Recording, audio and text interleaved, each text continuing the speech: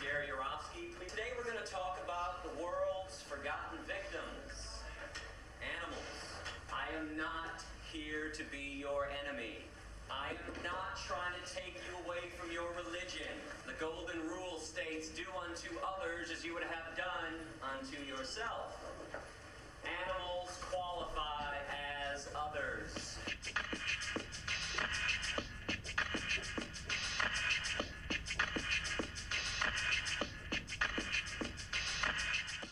مناضل من أجل العدالة، هكذا يرى غاري يوروفسكي نفسه، ويطالب الشعوب في كل مكان التوقف عن فعل واحد من أكثر الأمور التي يحبونها، التوقف عن أكل اللحوم. Mr. Yourofsky, first of all, you think that the world should become vegan. Can you explain us why? Well, animals have suffered more than any other creatures on this planet. Every year we murder 60 billion land animals and 90 billion marine animals just for habit, tradition, and convenience, not for survival.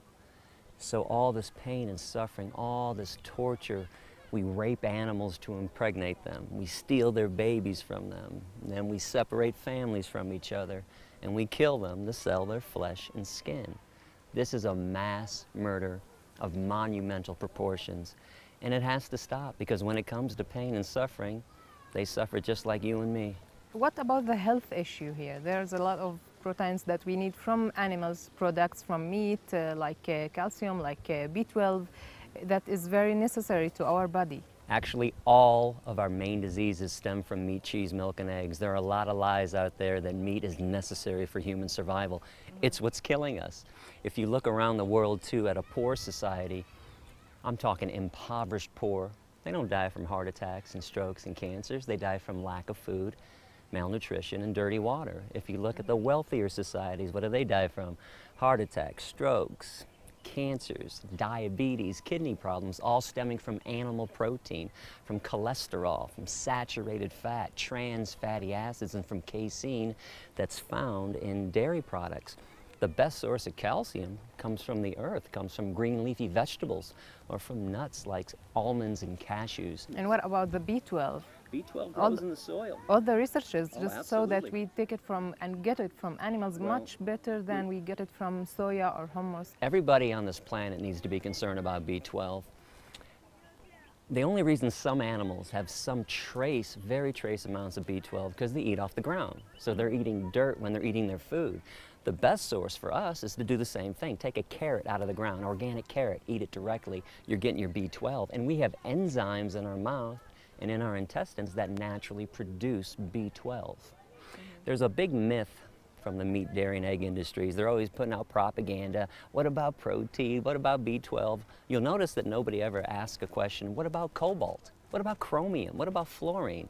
The reason why people don't ask questions like that is because there's not propaganda about where you're going to get your cobalt from, but there's propaganda about if you go vegan, you'll never get B12. Keep in mind, too, B12 is destroyed by heat. So when you cook meat, which everybody does, you're killing all the B12 that's in there, and it's very trace amounts anyway. It's just that all the health centers and the ministries just recommends to include meat in our meals. Lies live a long time. Doctors used to promote cigarettes as being healthy too, less than 100 years ago. There is no such thing as healthy meat, cheese, milk, and eggs, like there's no such thing as a healthy cigarette or a healthy cigar. It does not exist. Again, you look at the China study, the world's largest dietary study ever. Meat-eating societies have heart attacks and strokes 51.5% of the time. In a vegan society, it's less than 5%.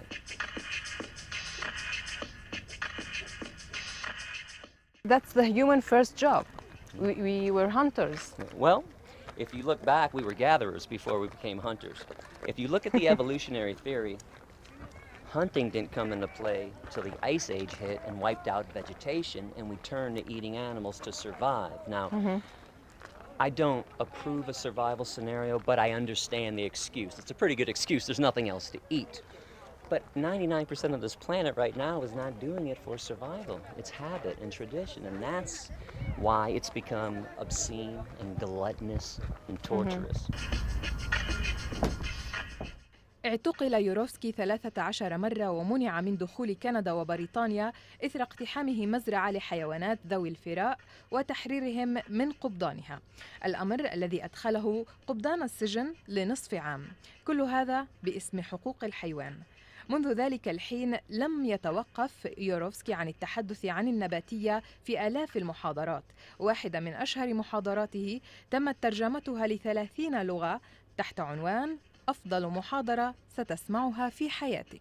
You have been doing thousands of lectures around the world. Do you really think that you are going to change something? Actually, that you are going to change the world? I have a chance wherever I speak for the crowd to understand what I'm saying. So if I get enough lectures down here, I'll come here. I mean, right now, America embraces me with 225 to 250 lectures a year, but Israel just became the first country on the planet to embrace me too. And I'm going to Italy next month, so maybe people in Italy will understand this too. But you know what? In the Middle East, if we don't have meat on our table for each meal, it's not a meal. Yeah. It doesn't consider as a meal. Yeah. Most people think that, but it's so untrue. When you think about asparagus and broccoli and tofu and tempeh, which is a fermented soy, and all the wonderful dishes and falafel and tabbouleh and hummus But and the majedra. broccoli instead of meat, it's not a very, it's not attractive option you are giving here. It only seems that way because people are addicts to meat. I mean, take away a cigarette from an addict, they're like, oh, this sucks, right? But once you realize, once you reteach your taste buds to appreciate the wonderful, healthy food that God truly gave us, the fruits and the vegetables, you will become satisfied. It takes a few months. Old habits are hard to break, new habits are hard to form. There's no doubt about that.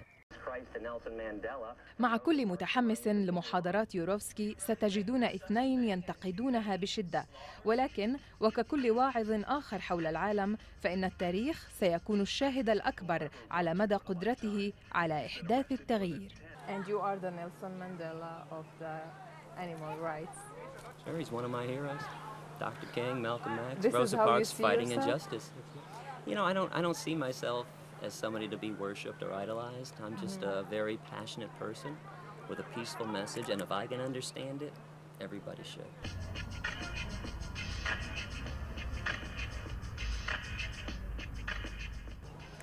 Thank you very much, Mr. Gary Yourofsky, for your time and for this interview. Thank you for having me.